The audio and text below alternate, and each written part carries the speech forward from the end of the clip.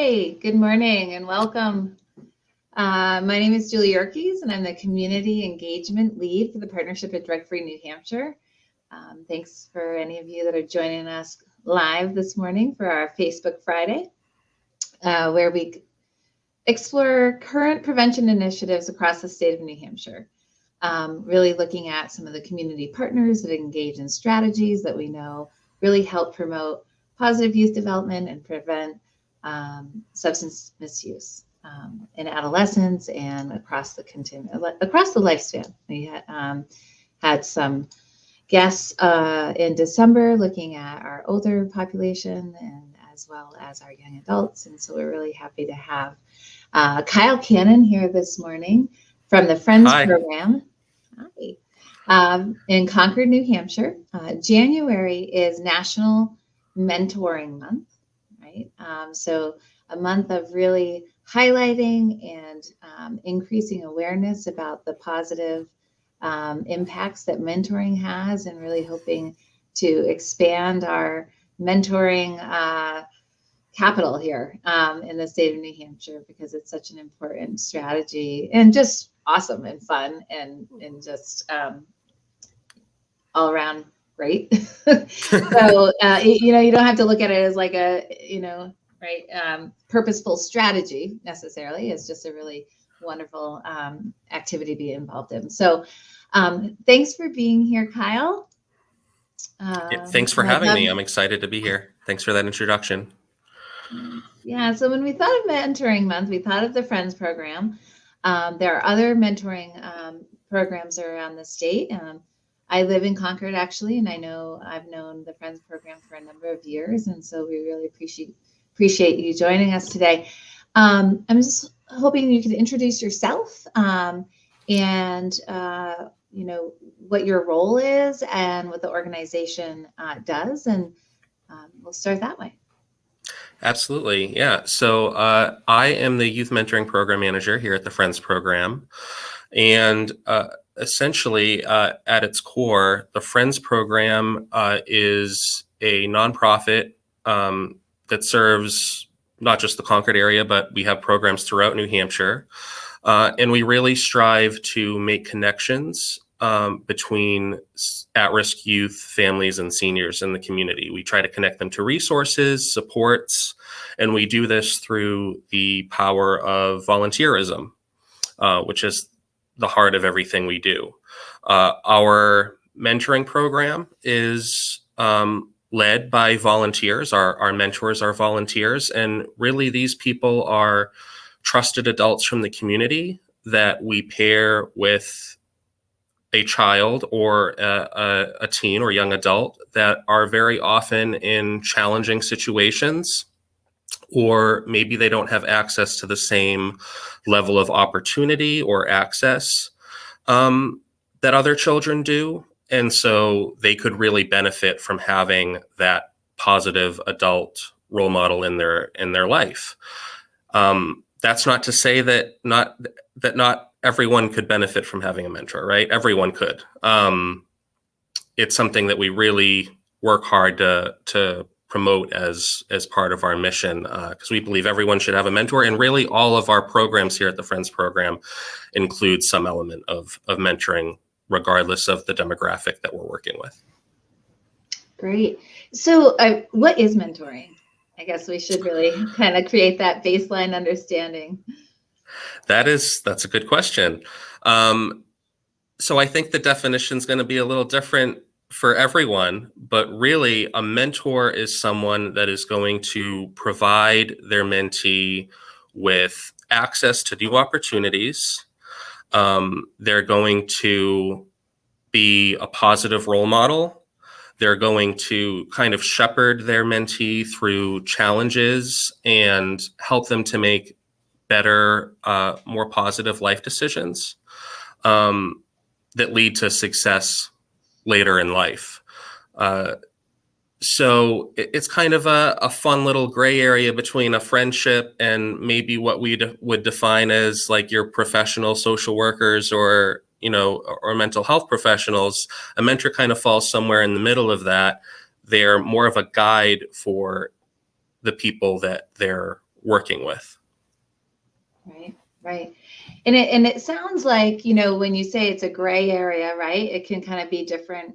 That there's mentorship, when you say it'd be great if everyone had one, you know, it can really look different in different settings. And sometimes there's like a really formal mentoring relationship, like through the Friends program. And a Right. lot of times mentoring happens very naturally.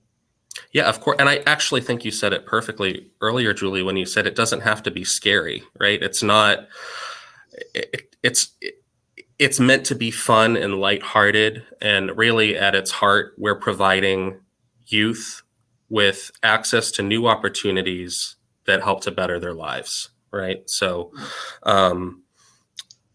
mentors, we kind of try to break it down into three categories, actually. That mentors provide advice, they provide access, whether that be access to new opportunities, new ideas, new ways of looking at things, and they provide even advocacy at times, right? They're advocates for their mentees to kind of, you know, take control of their lives and make some healthy decisions that lead to healthy relationships. Mm-hmm. Mm-hmm. So, can you tell? So, how does it work? Like, what does it look like when a mentor and a mentee, you know, are after? And we'll get to the, you know, how Yeah. you connect them in a minute. Right. Yeah. But I guess I kind of want to go backwards and think about what does that relationship look like in real life, like out in the community.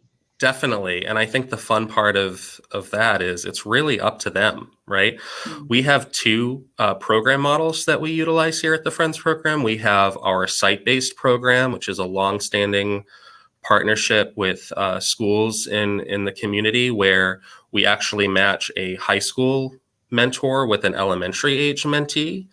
And then we have our community-based model, where we match an older adult. I say older, but really, you know, 18 plus.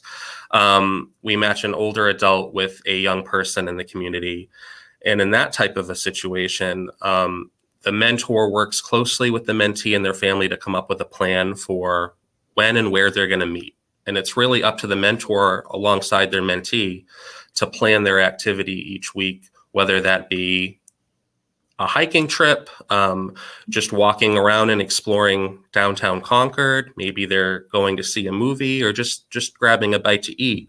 They really plan those activities together, and then the magic of the mentoring happens within those activities and within that meeting time. Mm-hmm. Yeah, I was a mentor when I was in college, and my mentee, really, she would come over to my dorm, and we would do homework, and we would look, and she would just look at my dorm stuff. We'd go to the cafeteria, you know, and walk around. And this was a young lady who never thought that college was going to be in her future, right? She had never been on a college campus. She was at risk of failing out of high school. And sure enough, you know, a couple of years later, I got a letter from her, and she said she had applied to college, and she was on her way. And I had a bit, you know, that exposure to different things, right? Different worlds that we're not always exposed to in our own homes, you know, whether it be lack of time or.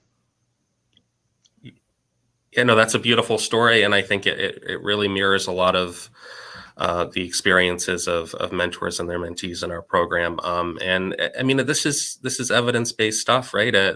There's data that backs up mentoring as a way to increase, you know, high school graduation rates and lower dropout rates, and kids having exposure to things that are great, and adults that are smart and successful and have pursued their passions.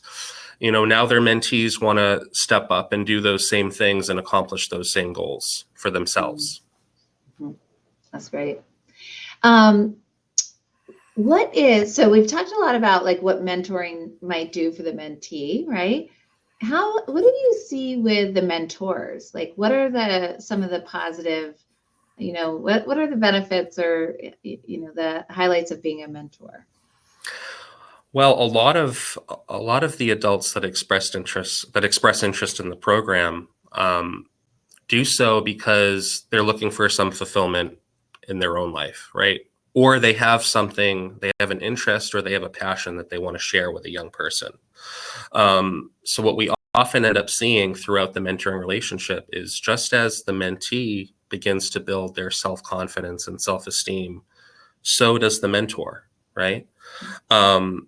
They feel a sense of accomplishment. They feel a sense of purpose with the work that they're doing, and they really gain a new set of skills, right? Because you're working with a child, and that requires a lot of patience. It can be challenging, and it can be demanding. Uh, Even though most of the time, we try to make it lighthearted and fun, it's a big deal, right? So the reward that comes with that is a really wonderful thing to see. Yeah, I would say that from my own experience as well when I was a young adult. And that sort of brings me to, I wasn't perfect, right, as a young adult, and I still had a lot to offer as a mentor. What would you have to say to anyone who's thinking about, but I'm not, I'm not perfect. I didn't do this.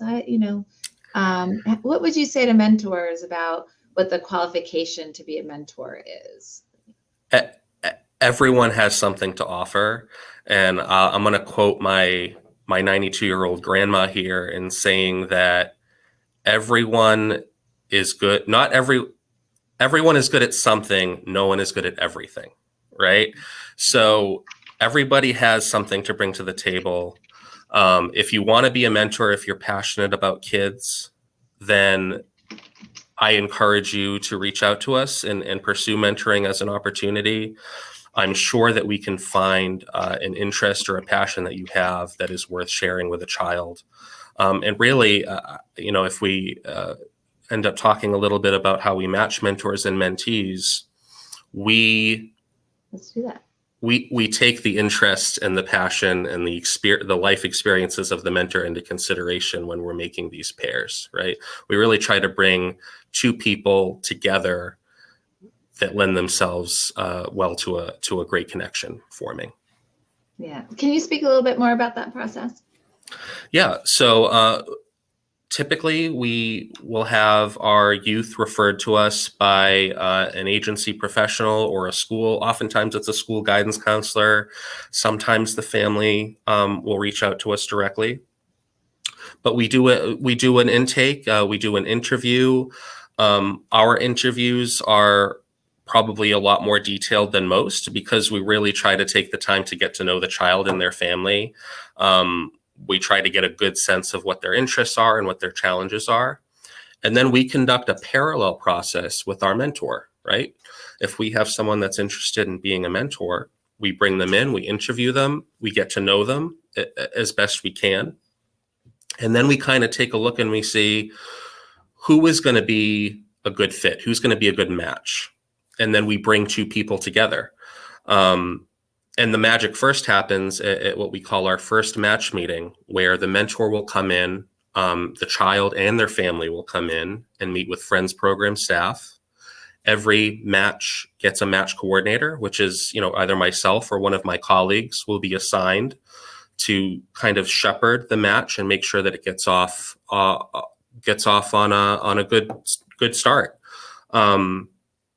And then they plan their first one-on-one meeting together during that first meeting with the child's family involved, and they'll decide, hey, are we going to go to let's go to the park next week, right? Let's have a picnic and a walk, and that's going to be our first one-on-one meeting together, and it's really special to witness.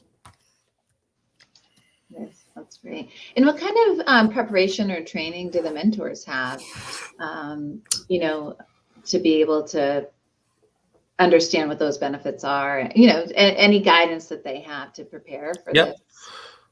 Well, I do want to say that we definitely look at what the person brings to the table, right? We encourage anyone to reach out to us, but we do want to make sure that it's going to be someone who we think is going to be a positive person to have a child around with them, Of course. right? But then we conduct an orientation where we talk about some of the principles of mentoring. We talk about our own procedures as far as safety and making sure that everyone's feeling good about everything. And we give them some other tools and resources. A lot of times it can be hard to think of things to do, right? Especially in a post-COVID, post-pandemic world. Sometimes mentors just need ideas. So we'll try to give them those resources. We'll try to give them those tools to kind of think of, these are some activities and these are some strategies that I can use. That's great. So there's a lot of support there for the mentor. That's great. Speaking of COVID, I think you have more recently started in this position, so might not have, the comparison to pre-COVID or post, now, which is still not really right. But how has COVID impacted, any part of the mentoring program that you're seeing, whether it be what the kids are needing or what the mentors are needing or the numbers or anything you want to speak to about that? Yeah, I joined the Friends program in March of 2022. Prior to that, I had spent a number of years in youth development. So I would say from a youth development perspective, right? Kids are craving that social emotional development piece, that connectivity piece that COVID really did a number on, right? The isolation from COVID and kind of being pulled away from their friends and their activities for a long period of time has really shown up in a lot of the cases we're seeing.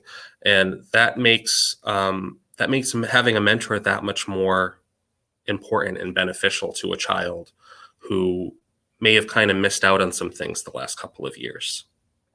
From a family perspective,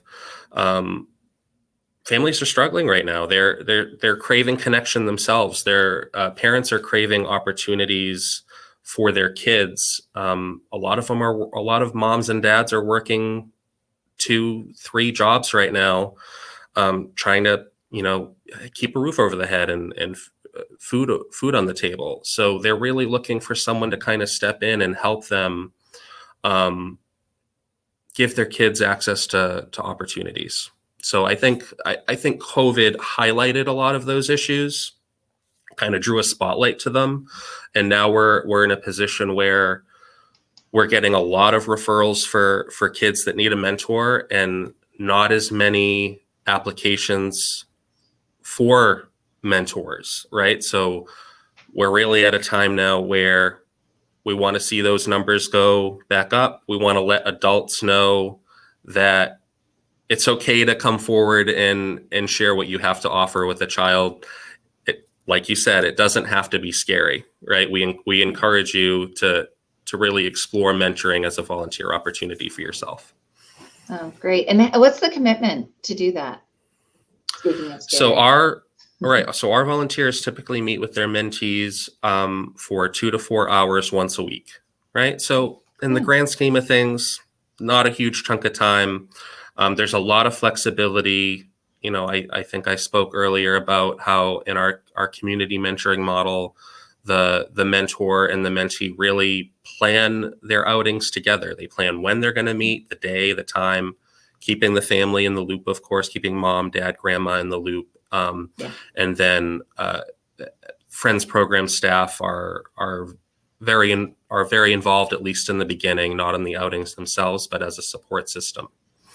Absolutely. Great. So if somebody is hearing this and is like, yep, you know what, it's time for me to get up and get out. And it's, because I think for a lot of adults and young adults, that getting back out there has been a challenge. But it's the new year. It's mentoring. It is. It's a great time to do this, right? It's a good time to restart. And There are a lot of different opportunities that may not involve this rainy, fogginess out there, which is Yeah. like, Julian and I were just talking about how it's like, this weather is not making us want to go for our walks and our hikes. But there are other things to do. And the Friends program. So how would a mentor express interest and start this process? So if you're interested in being a mentor, you can feel free to reach out to us directly. You can explore our website, friendsprogram.org. If you know that this is an opportunity that you want to talk to me or someone on our team about, then you can feel free to send us an email directly at ym@friendsprogram.org. And we'd be happy to speak with you. Great. Julianne, if you could put those, make sure those are in the comments or the chat, that'd be great. Wonderful. And I really hope, I think a couple other things I want to share is we do have on the partnerships website, we do have a whole page dedicated to mentorship because it is just such a critical component of healthy development. And again, sometimes those mentoring opportunities are very natural and they come, teachers, coaches, big brothers, big sisters, somebody who lives on a street, with a bunch of young people on the street. And just learning about the concept of it and how what you are doing is beneficial and is mentoring, and ways that you can increase that, effectiveness, or reassure yourself that those relationships that you're building in your community are so important. You can kind of find some information about that at the partnership website. In addition, there's a gold standard mentoring website, mentoring.org, and you can see the history of National Mentoring Month, as well as so many resources around mentoring. So if you're a community partner and you want to be encouraging folks in your community to get out there and engage and increase these types of relationships in the community because you're seeing that young people need them, our school data, our national data does indicate that young people are craving those social connections. There's also, looking at some of these materials, a way to see how you incorporate that a bit more in perhaps your classroom or your after school setting, right? So there's those really formal relationships like at Kyle's program, at the Friends program. And then there's ways to build our skills as mentors in our everyday lives as well, with what we're already doing. So encourage you to check out some of those resources, and definitely these formal ones are critical. So please reach out to Kyle and see if you're in the catchment area for the Friends program. And if we have some other programs on our website as well. We have the Circle program, the Mayhew program, Big Brothers, Big Sisters, and then some of your local communities might have programs. So big, happy 2023 charge to go out and connect with young people in a positive way. Kyle, anything else you'd like to share? No, we're excited to get to work. We have some exciting things we're working on. We're working on a pilot for group mentoring, actually. I'm going to be visiting a horse farm to talk about opportunities with equine assisted learning. So there's always something going on here, and there's always something to get involved in, no matter your interest. That is great. And the youth mentoring program is just one of the programs at the Friends program, right? There's also, like you said, families and older adults. So, definitely check out their website if you're like, I like older people better than kids. That there might be opportunities there too. So absolutely. Well, it was really wonderful to meet you. Happy Friday, everyone. Enjoy your weekend. Stay safe out there. The roads have been of various quality, and take care. Thanks, Julie. Thanks, Kyle. Thanks for being here.